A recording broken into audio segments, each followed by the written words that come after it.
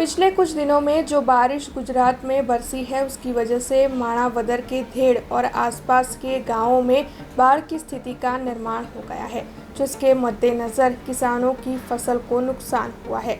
ऐसे में किसान अग्रणी नेता पालाभाई कांबलिया की ओर से इन सभी गांवों की मुलाकात लेते हुए सर्वे किया गया और किसानों को जो नुकसान हुआ है उसकी जांच पड़ताल करते हुए सरकार की ओर से जल्द इन किसानों को मुआवजा मुहैया करवाने की मांग किसान अग्रणी नेता की ओर से साझा की गई। અમારે દર વર્ષે આ જ રીતે પાણીની તકલીફ થાય છે। ઓજત નદીના વહેણથી અતિશય પારાવાર નુકસાની થાય છે। અમારા પારા કુવા બધું ધોવાઈ જાય છે અને અતિશય પાણી થવાથી ખેડૂતના સંપૂર્ણ પાક અત્યારે નિષ્ફળ ગયેલ છે। વાવેલી મગફળી બધું।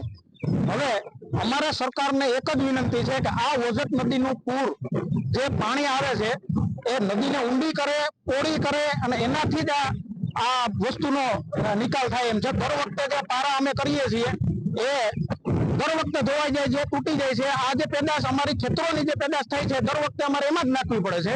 આનો કોઈ ઉકેલ આવતો નથી। આ છેલ્લા ભાજપ સરકારને વર્ષોથી અમારા જે અરજીઓ પડી છે 5 વર્ષથી 100%માં ટ્યુબવેલ પિચિંગની અરજીઓ મંજૂર થઈ ગઈ પડી છે। આ છતાંય કોઈ કાને લેતું નથી।